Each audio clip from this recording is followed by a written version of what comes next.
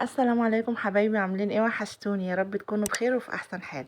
تعالوا بقى الاول كده نصلي على النبي ونسمي بالله ونخش بقى نشوف هنعمل ايه النهارده بقى هنعمل صينيه بطاطس سهله بقى وسريعه.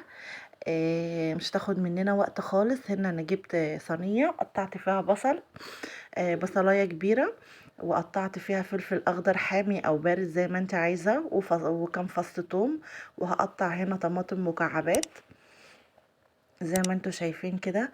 دي اسهل والذ صينيه بطاطس ممكن تعمليها، ولا وقت ولا مجهود ولا اي حاجه خالص.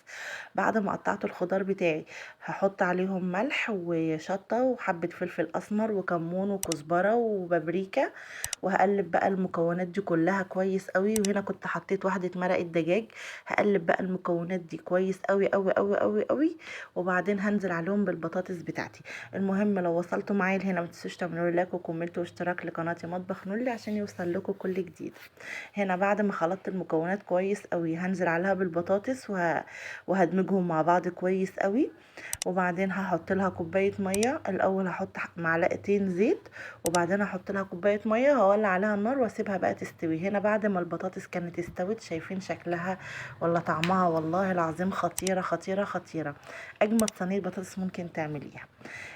ما تنسوش تدعموني باللايك والاشتراك، وتعليق حلو بقى من تعليقاتكم لو عجبكم الفيديو. سلام.